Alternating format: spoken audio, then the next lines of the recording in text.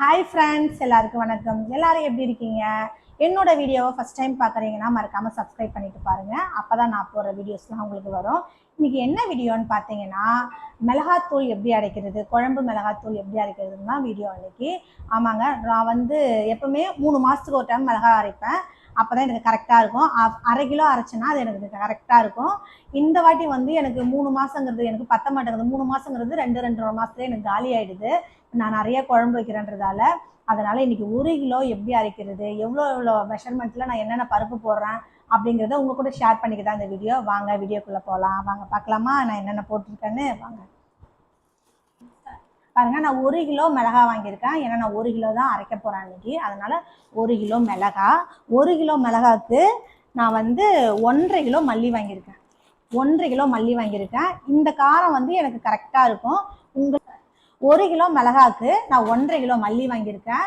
உங்களுக்கு காரம் கம்மியாக வேணும் அப்படின்னாக்கா மல்லி இன்னும் கொஞ்சம் நீங்கள் ஆட் பண்ணிக்கலாம். ஆனால் எனக்கு இந்த காரம் கரெக்டாக இருக்கும். அதனால் நான் இப்படி ஆட் பண்ணியிருக்கேன். இதுக்கு தேவையான பொருள்லாம் பார்க்கலாமா? வாங்க. மஞ்சள், இது எல்லாத்தையுமே நம்ம காய வைக்கணும். காய வச்சு தான் அரைக்கணும். அப்போ தான் நல்லாயிருக்கும். நான் தூள் கெட்டு போகாமல் இருக்கும். அதனால் நான் இந்த மாதிரி பிளேட்லாம் எடுத்துக்கிட்டேன். பாருங்கள், இதில் தான் நான் காய வைக்க போகிறேன். ஒரு 2 நாள் காஞ்சிச்சுன்னா கொண்டு போய் அரைச்சிட்டு வந்துடலாம். பாருங்கள், கட் பண்ணி எல்லாத்தையும் கட் பண்ணி காட்டுறேன். பாருங்கள், இந்த மாதிரி அகலமான பிளேட்டில் போட்டு காய வச்சோன்னாக்கா சீக்கிரமாக காஞ்சிரும். அதனால தான்.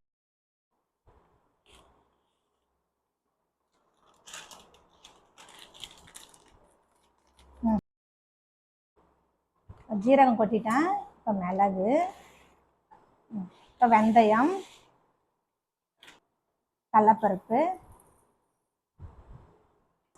மஞ்சள், அப்புறம் பெருங்காயம். பாருங்கள், கெட்டி பெருங்காயம். இது நல்லா வெயிலில் காய வச்சோன்னா நல்லா இலகிடும். இலகினதுக்கப்புறம் பிச்சு போட்டுக்கலாம். பிச்சு கெட்டி பெருங்காயம் இவ்வளோதான் நான் ஆட் பண்ணுவேன். இது கூட பெருஞ்சீரகமும் போடுவாங்க. எங்கள் வீட்டில் பெருஞ்சீரகம் போட்டு அரைப்பாங்க. நான் லாஸ்ட் டைம் பெருஞ்சீரகம் போடாமல் அரைச்சேன். எனக்கு டேஸ்ட் ரொம்ப பிடிச்சிருந்தது. அதனால் நான் பெருஞ்சீரகம் ஆட் பண்ணலை. ஒரு சிலர் கடுகு, அரிசி இதெல்லாமே ஆட் பண்ணுவாங்க. நான் எதுவுமே ஆட் பண்ணலை. இது மட்டும்தான் நான் ஆட் பண்ணியிருக்கேன். இது நல்லா வெயிலில் காய வைக்கணும். இது நல்லா காய வச்சதுக்கப்புறம் எடுத்து போய் மிஷினில் அரைச்சிட்டு வரணும். நீங்கள் அரை கிலோ போடுறீங்க அப்படின்னா நான் இது எல்லாமே 1 கிலோவுக்கு 100 போட்டிருக்கேன்.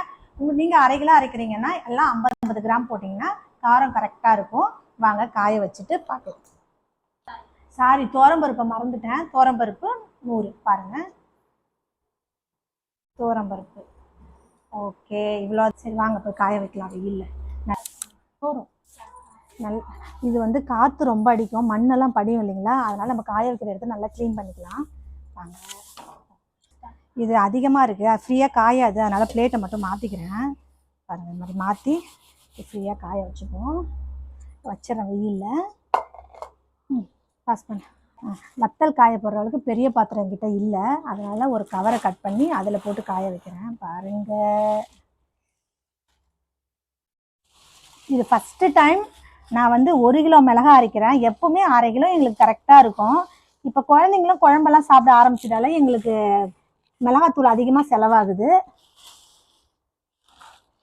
இப்போ தான் ஒரு 4-5 மாதமாக தான் நான் மிளகா நானே அரைக்கிறேன். முன்னாடி அம்மா தான் எனக்கு ஃபுல்லாக அரைச்சி கொடுத்து அனுப்புவாங்க. அப்போ நாங்கள் 2 பேர் தான் இருப்போம். அதனால் எங்களுக்கு கரெக்டாக இருக்கும் மிளகாத்தூள் எங்கள் அம்மா கொடுத்து அனுப்புறது. இப்போ அடிக்கடி எனக்கு அதிகமாக தேவைப்படுதுங்கிறதால நான் வீட்டில் டிஸ்டர்ப் பண்ணாமல் நானே அரைச்சிக்கிறேன். ஃபஸ்ட் டைம் அரைக்கும் போதெல்லாம் ரொம்ப மொக்கையாக வந்தது. நல்லாவே இல்லை மிளகாத்தூள். ஒரு 2 தடவை அரைச்சதுக்கப்புறம் தான் அப்புறம் நானே கற்றுக்கிட்டேன் மிளகா அரைக்கிறதுக்கு. அந்த மாதிரி நீங்களும் புதுசாக அரைக்கிறீங்கன்னா ஃபஸ்ட்டு டைம் பயப்படாதீங்க. ஏன்னா நிறைய நானுமே வீடியோஸ் பார்த்து தான் இப்போ கற்றுக்கிட்டு அரைச்சேன்.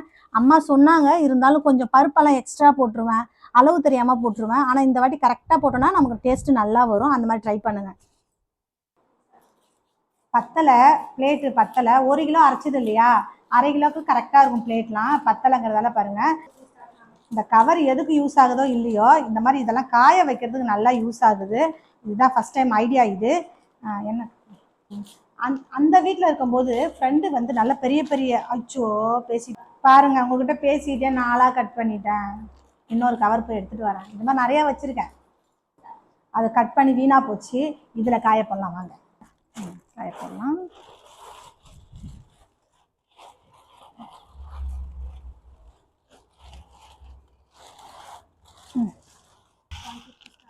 இதில் நிறையா இருக்குது, பத்தலை அதில், அதனால் இதில் கொஞ்சம் மாற்றிக்கலாம்.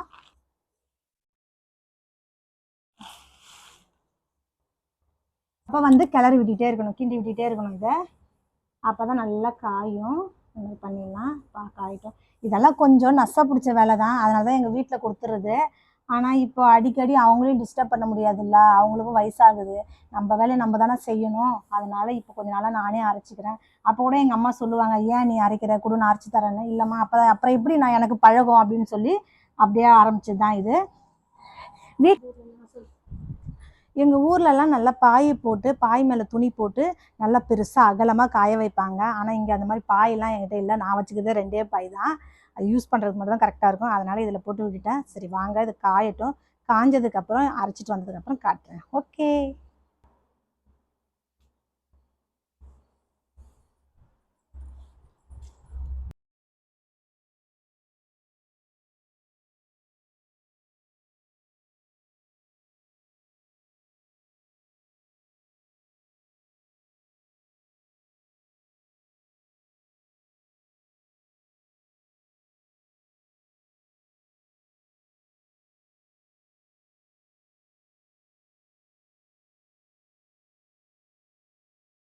பாருங்கள், மிளகா நல்லா காஞ்சிருச்சு. நல்லா காஞ்சிச்சா இல்லையான்னு இந்த மாதிரி கையில் எடுத்து பார்த்தா நமக்கு நல்லா தெரியும். கலகலன்னு சத்தம் வரும்.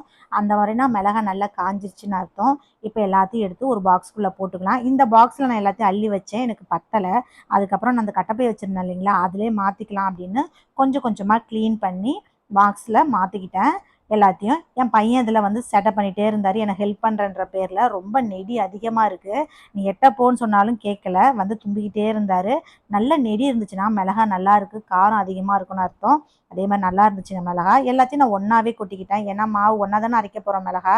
அதனால் எல்லாத்தையும் ஒன்றா மிக்ஸ் பண்ணி எடுத்துக்கிட்டு நான் கடைக்கு போயிட்டேன். ஆனால் அங்கே போன நேரம் பார்த்தீங்கன்னா 3/4 மணி நேரமாக கரண்ட் இல்லைங்க. அந்த அண்ணா உட்காந்துட்டு இருந்தாங்க. அப்புறம் அவங்க கூட உட்காந்து நானும் கொஞ்சம் நேரம் பேசிகிட்டு இருந்தேன். அப்புறமா கரண்ட் வந்துச்சு. வந்ததுக்கப்புறம் அவங்க அரைச்சி